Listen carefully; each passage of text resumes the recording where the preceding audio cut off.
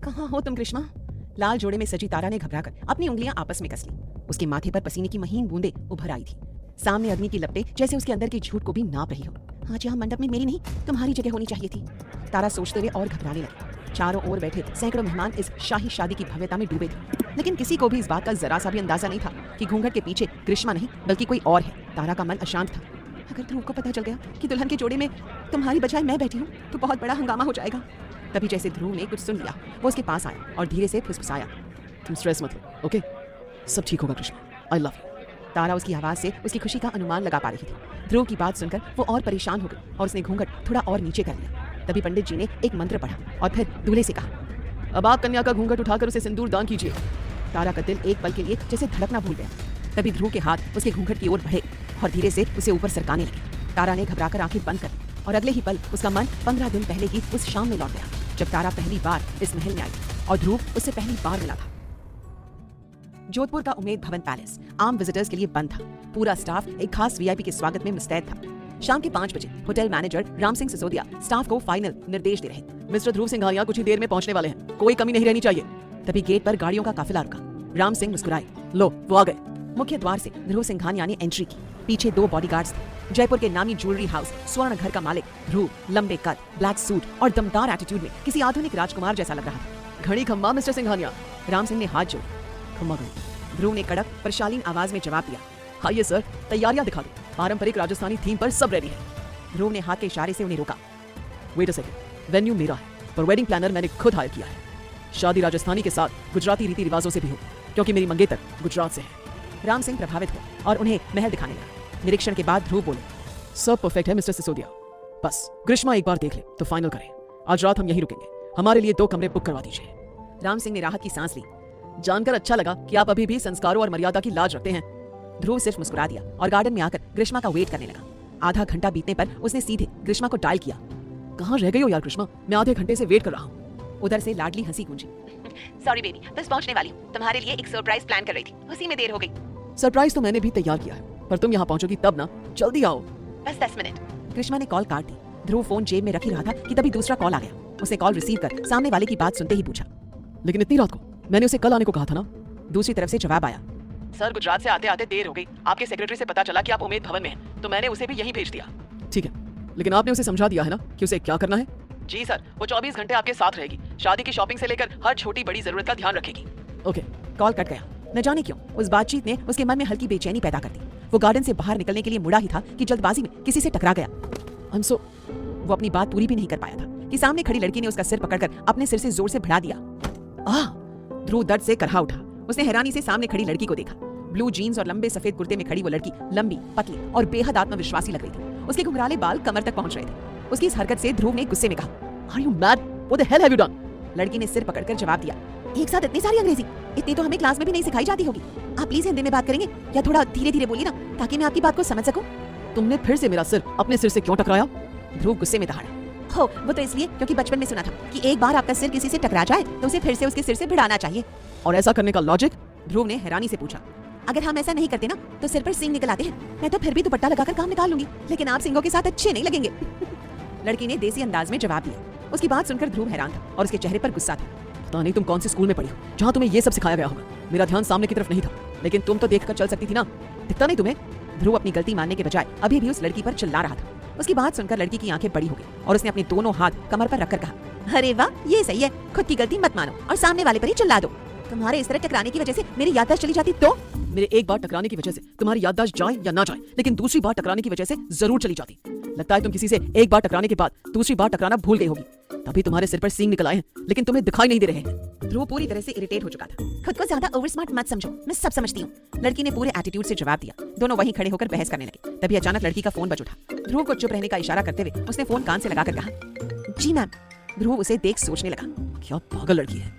उसी वक्त उसके फोन पर एक मैसेज आया। उसने देखा तो ग्रीष्मा ने लिखा था, ऑलमोस्ट देयर। ध्रुव मुस्कुरा के उसे रिसीव करने के लिए जाने लगा और अचानक उसी वक्त वो लड़की भी मुड़ी। दोनों की फिर से टक्कर हो गई और उस लड़की का पैर फिसल गया। वो गिरने ही लगी थी कि ध्रुव ने उसे कमर से पकड़ अपनी ओर खींच लिया। उस लड़की ने भी घबराकर उसकी बाजू को कस के पकड़ लिया और आंखें बंद कर ली। दोनों एक दूसरे के बेहद करीब खड़े थे। ध्रुव अनजाने में उसकी सादगी को देखने लगा। तभी अचानक पास से एक तीखी आवाज आई, ये क्या हो रहा है? दोनों ध्रुव और उस लड़की ने एक साथ देखा तो उनके सामने एक मॉडर्न लड़की हैरान हो उन्हें देख रही थी। ध्रुव की आंखें फैल गई। ग्रीष्मा की नजर ध्रुव पर नहीं बल्कि उस लड़की पर टिकी थी जो अभी भी उसकी बाहों में थी। सबसे न जाने क्या क्या बकवास बोले जा रही है, ध्रुव ने इरिटेट होकर कहा। ग्रीष्मा ने उसकी तरफ सवालिया नजरों से देखा तो लड़की ने मुस्कुराते हुए अपना हाथ आगे बढ़ाया और अपना परिचय देते हुए कहा, हेलो, मेरा नाम तारा है। उसने फिर ध्रुव को घूरा और थोड़ा खींचते हुए कहा, आपने गिरा दिया ना मुझे। तुम क्या यहाँ के स्टाफ से बिलोंग करती हो? ग्रीष्मा ने पूछा। जानती हो ना जिसके साथ बहस कर रही हो वो कौन है? ग्रीष्मा के कहते ही ध्रुव के चेहरे पर भी एक गर्व भरी मुस्कान आ गई, लेकिन अगले ही पल तारा ने मासूमियत से जवाब दिया, नहीं, मैं नहीं जानती कि ये कौन है। तारा के जवाब ने ध्रुव को और भी गुस्सा दिला दिया। तुम मुझे नहीं जानती? ध्रुव ने हैरानी से पूछा। तुम्हें कम दिखाई देने के साथ साथ सुनाई भी कम देता है क्या? बोला ना कि नहीं जानती तुम कौन हो। तारा ने जवाब दिया। इस वक्त तुम राजस्थान के सबसे बड़े ज्वेलरी हाउस के मालिक ध्रुव सिंघानिया के सामने खड़ी हो। जैसे ही ध्रुव ने अपना परिचय दिया तो तारा ने एक बड़ी सी मुस्कुराहट दी और कहा, अच्छा तो आप ध्रुव सिंघानिया हैं। आपसे मिलने के लिए तो मैं अहमदाबाद से राजस्थान तक पूरे 8 घंटे 30 मिनट का सफर तय करके आई हूँ।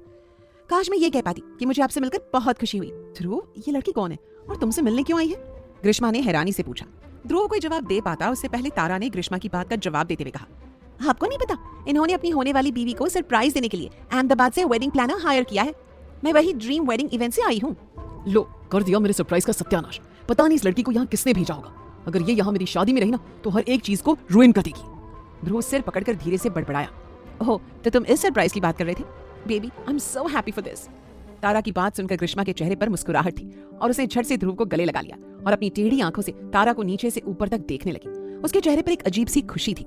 उन्हें एक दूसरे के करीब आता देखकर तारा ने अपने दोनों हाथों से आंखें बंद कर ली। ध्रुव उसकी तरफ गुस्से से घूर रहा था। जिस सरप्राइज की वो पिछले 1 महीने से तैयारी कर रहा था, तारा ने एक झटके में उसे खराब कर दिया था। कुछ देर गले लगे रहने के बाद ग्रीष्मा ध्रुव से अलग हुई और तारा की तरफ देखकर कहा, देखो, अब जब तुम आ ही गई हो तो हर एक चीज का अच्छे से ख्याल रखना। मेरे ध्रुव का सरप्राइज खराब नहीं होना चाहिए। जी जी मैडम, जरूर, अब से 24 घंटे मैं इनके साथ रहूंगी। तारा ने जवाब दिया। पिछले 24 मिनट से इसे झेल रहा हूँ, वो कम है क्या जो मैं 24/7 इसके साथ रहूं? काफी रात हो गई है, सुबह उठते ही सबसे पहले तुम्हारा पैकअप होगा मिस तारा। ध्रुव ने तारा की तरफ देखकर मन ही मन गुस्से से कहा। अब अंदर चलते हैं। ग्रीष्मा, हम आज रात को यहीं पर रुकेंगे। फिलहाल मिस्टर सिसोदिया ने हमारे लिए डिनर का इंतजाम किया है। ध्रुव ने अपनी बात खत्म भी नहीं की थी कि तारा ने झट से कहा, पिछले 8.5 घंटे ट्रैवल करके मैं सच में बहुत थक गई हूँ। जब आप दोनों यहाँ पर रुक रहे हैं तो मेरे लिए भी एक कमरे का इंतजाम करवा दीजिए। वैसे ये महल काफी खूबसूरत है। तारा अपनी बात खत्म करके उन दोनों से पहले आगे की तरफ बढ़ने लगी। शी इज सो क्यूट ना।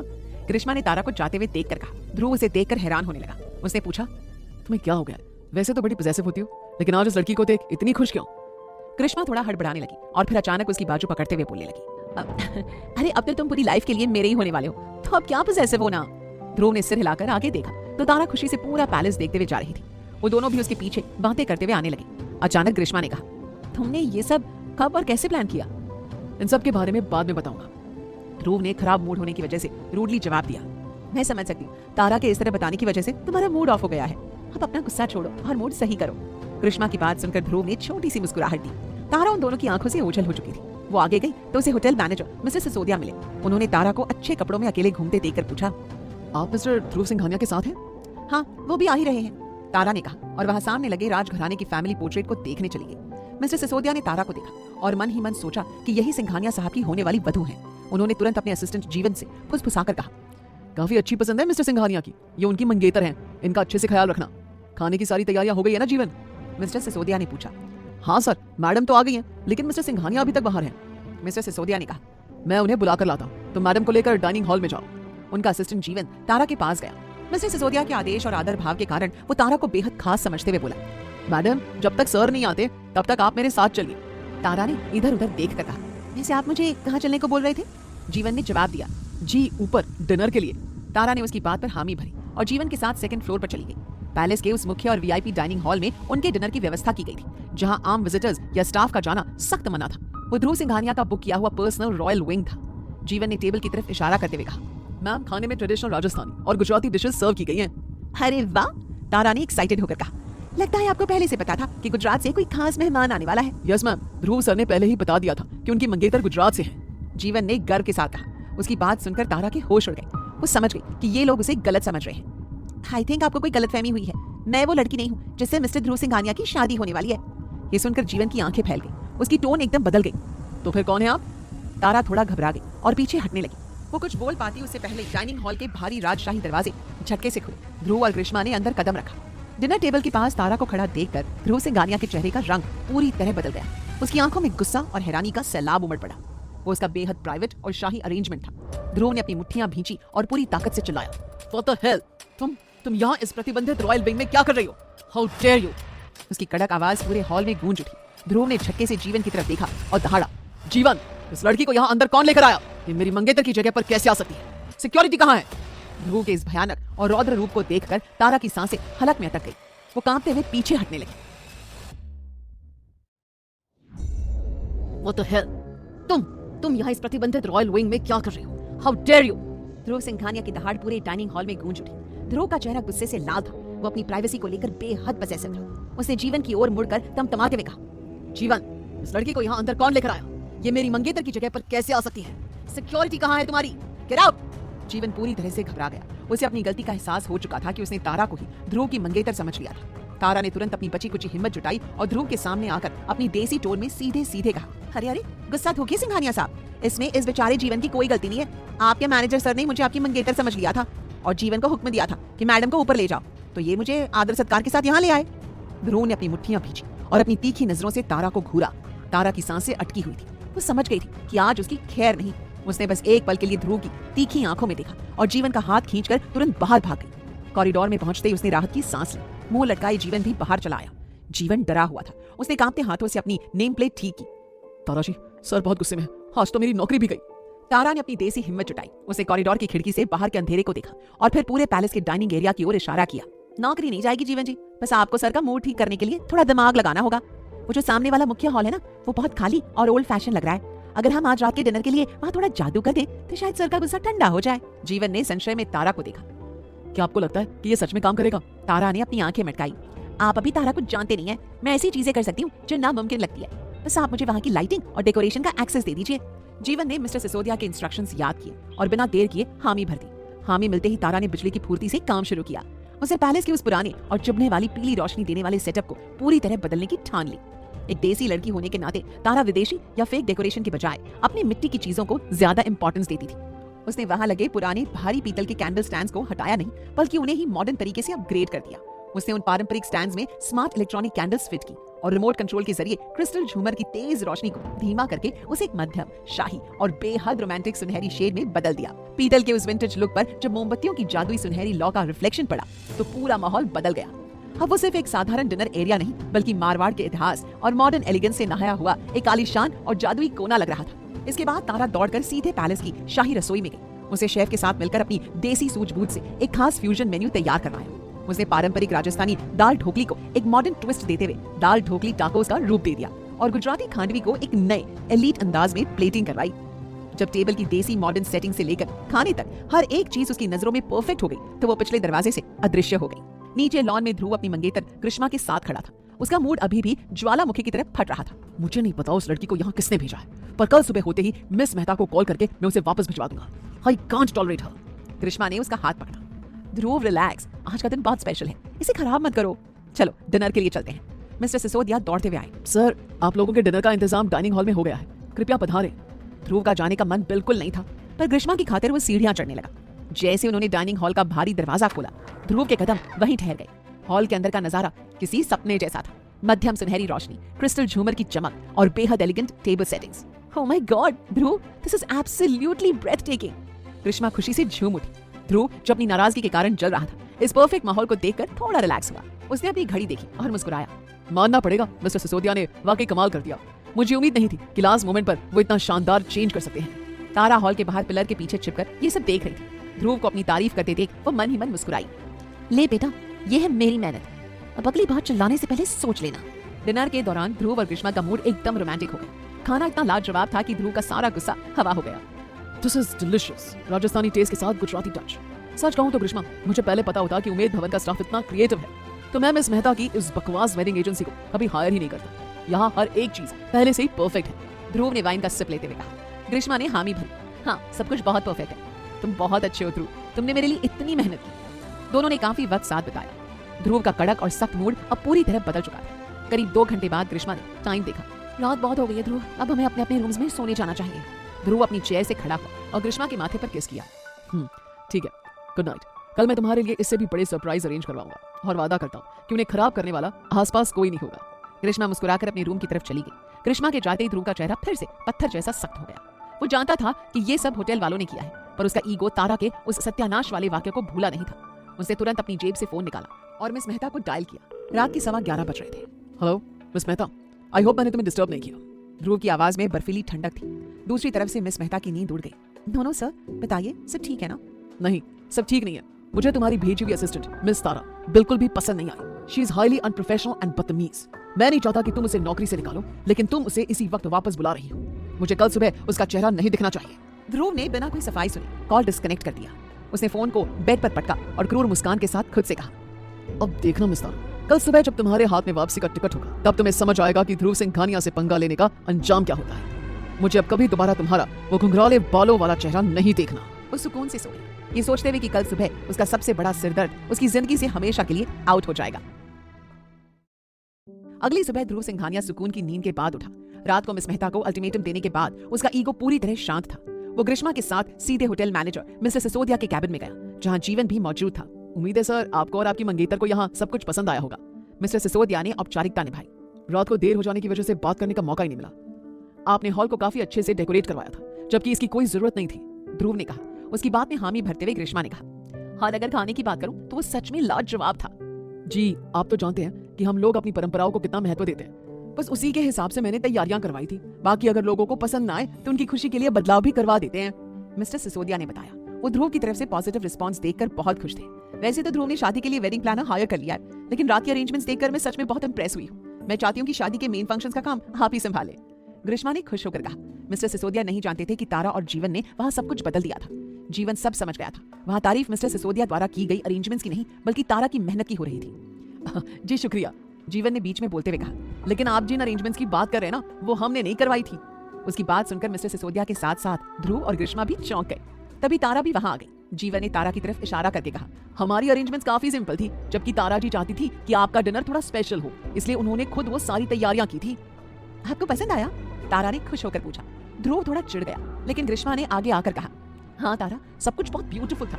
अब मुझे समझ में आया कि ध्रुव की चॉइस बिल्कुल परफेक्ट थी। तारा ने जल्दी जल्दी बोलते हुए कहा, हाँ कल रात मेरी वजह से आपका सरप्राइज खराब हो गया। मैंने देखा था कि इनकी शक्ल पर 12 बजे हुए थे। जानती हूँ मेरी गलती थी, लेकिन मैंने जानबूझकर ऐसा नहीं किया था। मेरी वजह से आप दोनों का मूड खराब हुआ, इसलिए मैंने सोचा कि क्यों ना मैं ही कुछ ऐसा करूं जिससे आप दोनों का मूड अच्छा हो जाए। एक शुक्रिया हम भी आपको कहना चाहेंगे, मिस्टर सिसोदिया तारा से कहने लगे। आप हमारे पैलेस के लिए काम नहीं करती, उसके बावजूद आपने यहाँ के काम को बेहतर बनाने के बारे में सोचा। तारा को मुस्कुराते देख ध्रुव से रहा नहीं गया और उसने कहा, कोशिश अच्छी थी मिस तारा, लेकिन अब कोई फायदा नहीं। कल रात मेरी शक्ल पर 12 बजे हुए थे, लेकिन लगता है अब वही 12 आपकी शक्ल पर बजने वाले हैं। तारा उसकी बात का मतलब नहीं समझ पाई। वो कुछ पूछ पाती उससे पहले उसके पास वेडिंग प्लानर का कॉल आ गया था। उसने हैरानी से कॉल उठाया तो दूसरी तरफ से गुस्से में चिल्लाने की आवाज आई, तारा तुम्हारा कुछ नहीं हो सकता, तुम जहाँ भी जाती हो बस गड़बड़ी करती हो। मैंने तुम्हें जाने से पहले भी वार्निंग दी थी कि ये तुम्हारा लास्ट चांस है। अगर यहाँ से भी तुम्हारी शिकायत आई ना तो मैं तुम्हें काम से निकाल दूंगी। उसकी बॉस पूरे गुस्से में थी। तारा का चेहरा उतर गया। उसने ध्रुव की तरफ घूर कर देखा तो वो मुस्कुरा रहा था। लगता है 12 बज गए। ध्रुव ने तारा की तरफ देखकर कहा, ये तुमने क्या किया ध्रुव? मैंने तुम्हें मना किया था ना।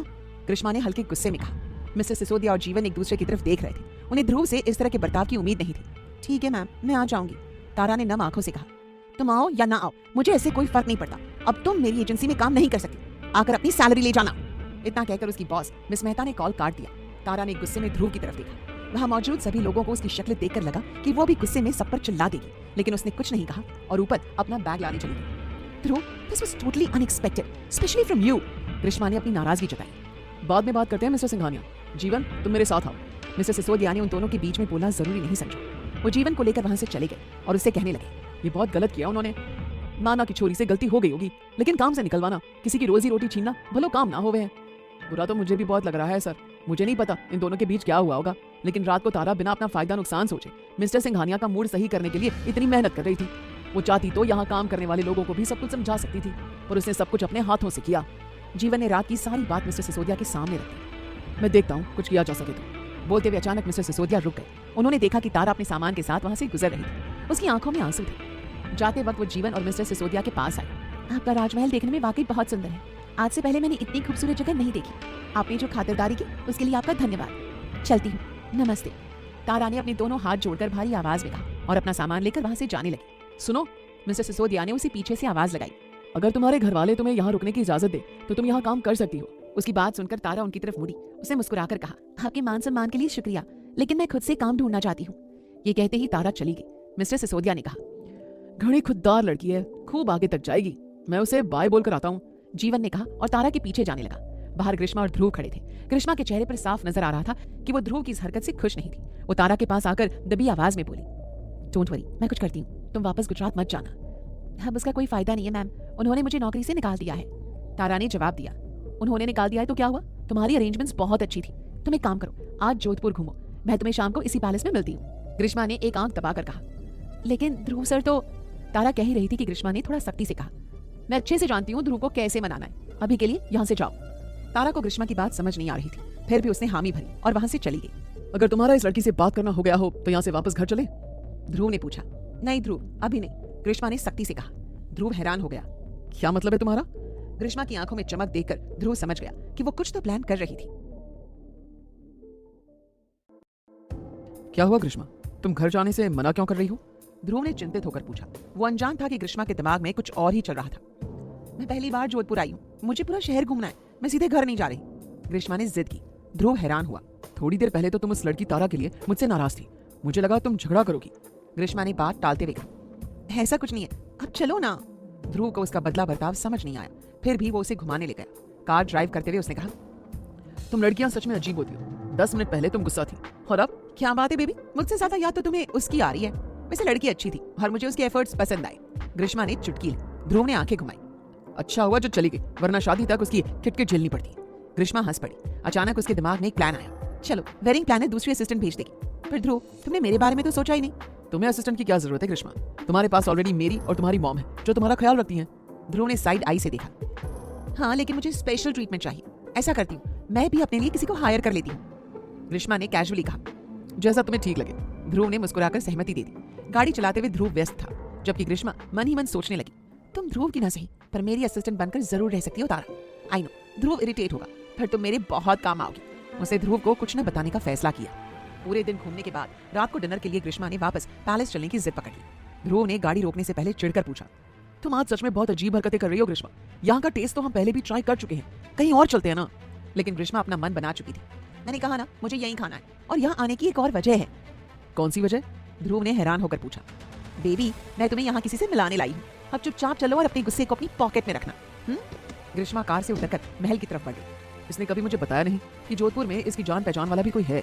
ध्रुव उसके पीछे बड़बड़ाता हुआ चल रहा था। वो दोनों पैलेस के होटल विंग में गए। तारा पहले से वहां बैठी उनका इंतजार कर रही थी। ग्रीष्मा के अंदर पहुंचते ही ध्रुव ने भी कड़े तेवरों के साथ एंट्री की। तारा ने जैसे ही ग्रीष्मा को देखा, वो अपनी जगह से खड़ी हुई और उसकी तरफ हाथ हिलाकर जोर से बोली, ग्रीष्मा मैम, मैं यहाँ हूँ। जैसे ही ध्रुव ने तारा को देखा, उसके चेहरे पर गुस्सा आ गया। उसने ग्रीष्मा की तरफ घूर कर देखा। क्या तुम मुझे यहाँ इस लड़की से मिलाने के लिए लाई हो? उसने गुस्से में पूछा। नहीं ध्रुव, मैं तुम्हें यहाँ अपनी नई असिस्टेंट से मिलवाने के लिए लाई हूँ। बाकी तुम किसकी बात कर रहे हो? मुझे कुछ समझ नहीं आ रहा। ग्रीष्मा ने लापरवाही से जवाब दिया। ध्रुव उसकी बात का कोई जवाब देता उससे पहले ग्रीष्मा तारा की टेबल के पास पहुंच गई। मजबूरन ध्रुव को भी उसके पीछे आना पड़ा। ग्रीष्मा ने जाते ही ध्रुव को बैठने का इशारा किया। तुम अभी तक गई नहीं यहाँ से? ध्रुव ने चेयर पर बैठते हुए कहा। ओ हेलो, भले ही मैं यहाँ आपके काम के लिए आई थी, लेकिन जोधपुर आपके पापा जी का तो है नहीं जो आपने कहा और मैं चली जाऊँ। तारा ने आंखें तरेर कर जवाब दिया। ग्रीष्मा मन ही मन हंसने लगी, लेकिन ध्रुव का चेहरा गुस्से से लाल हो गया। जोधपुर मेरे पापा जी का नहीं है, लेकिन अभी तुम जिससे मिलने आई हो वो मेरी होने वाली वाइफ है। उसने भी सख्ती से कहा। दोनों एक साथ ग्रीष्मा के कुछ कहने का इंतजार करने लगे। अब तुम दोनों बहस करना बंद करोगे? ध्रुव, मैंने तारा को अपनी असिस्टेंट के तौर पर हायर किया है। ग्रीष्मा उन दोनों की बहस को रोकते हुए बीच में बोली। अगर हायर कर लिया है तो वापस निकालो, मुझे ये लड़की अपने आसपास नहीं चाहिए। ध्रुव ने गुस्से में कहा। ग्रीष्मा कुछ कहने लगी थी कि तारा जल्दबाजी में बोल पड़ी। मैं इस बार आपके कहने पर चली जाने वाली नहीं। आपको मुझे काम पर नहीं रखना तो मत रखिए ना। क्या कहा आपने? मैं आपके आसपास नहीं होनी चाहिए। यकीन मानिए मिस्टर ध्रुव सिंघानिया, मुझे आपके आसपास रहने में कोई दिलचस्पी नहीं है। मैं तो चाहती हूँ कि आप मुझसे दूर रहे, दूर से भी दूर, इतना दूर जितना कि। बोलते बोलते तारा रुक गई और कुछ सोचने लगी। ध्रुव और ग्रीष्मा उसकी तरफ देख रहे थे। अचानक तारा ने अपनी बात पूरी की। जितना कि ध्रुव तारा। उसकी बात सुनकर ग्रीष्मा के चेहरे पर मुस्कुराहट आ गई, जबकि ध्रुव गुस्से से उसे घूर रहा था। ध्रुव, तुम्हें ये पसंद आई हो या नहीं, लेकिन मुझे ये बहुत अच्छी लगी। अभी अभी इसके सेंटेंस से पता चला कि तुम दोनों का नाम भी एक साथ लिया जाता है, ध्रुव तारा। ध्रुव तारा, ग्रीष्मा ने कहा। मेरा नाम कभी इसके साथ नहीं जुड़ सकता। उसकी बात सुनकर ध्रुव ने गुस्से में जवाब दिया और वहां से उठकर चला गया। ध्रुव को ऐसे जाते देखकर तारा को थोड़ा गिल्ट हुआ। लगता है ये आपसे भी नाराज हो गए। मेरे आने के एक ही दिन में आप दोनों के बीच इतना कुछ हो गया। मुझे यहाँ से चले जाना चाहिए। आप किसी और को हायर कर लीजिएगा। तारा उठकर जाने लगी कि तभी ग्रीष्मा ने उसका हाथ पकड़कर उसे रोक लिया। तुम उसकी फिक्र मत करो, कभी कभी वो बहुत ज्यादा इरिटेट हो जाता है, तुम बैठो यहाँ, ग्रीष्मा ने कॉन्फिडेंस के साथ कहा। लेकिन तारा भी मन ही मन फैसला कर चुकी थी, वो किसी को दुखी करके काम नहीं करना चाहती थी। उसने फिर सख्ती से कहा, सॉरी मिस ग्रीष्मा, आप बहुत अच्छी है, लेकिन मैं ऐसे काम नहीं कर सकती, ये आपके रिलेशनशिप को खराब कर देगा। मेरी वजह से अब दोनों के बीच पहले ही बहुत झगड़ा हो चुका है। इतना कहकर तारा इस बार थोड़ी फुर्ती से जाने लगी। रुको तो, ग्रीष्मा ने पीछे से आवाज लगाई, लेकिन तारा नहीं रुकी। तारा के जाते ही लाउंज में सन्नाटा छा गया। ग्रीष्मा ने गहरी सांस ली और सोफे पर बड़े ही आराम से टिककर बैठ गई। उसके चेहरे से वो लाडली और मासूम मंगेतर वाली कोमलता पल भर में गायब हो चुकी थी और उसकी जगह एक शातिर, ठंडी और रहस्यमयी मुस्कान ने ले ली थी। उसने लाउंज के दरवाजे की तरफ देखा, जहां से ध्रुव अभी अभी बाहर गया था। तभी ग्रीष्मा के बैग के अंदर रखा उसका एक दूसरा सीक्रेट फोन जोर जोर से वाइब्रेट करने लगा। ग्रीष्मा ने सतर्कता से चारों तरफ देखा कि कोई उसे देख तो नहीं रहा, और फिर उसने उस फोन को बाहर निकाला। स्क्रीन पर कोई नाम नहीं था, सिर्फ एक अनजान प्राइवेट नंबर चमक रहा था। ग्रीष्मा ने स्वाइप कर कॉल रिसीव किया। फोन कान से लगाते ही उसकी आवाज बेहद धीमी और बिल्कुल बदल चुकी थी। हेलो, डोंट वरी, सब कुछ हमारे प्लान के हिसाब से ही आगे बढ़ रहा है, उसे जरा सा भी शक नहीं है, बाकी का काम फेरों के वक्त हो जाएगा। ग्रीष्मा ने बिना देर किए फोन काट दिया।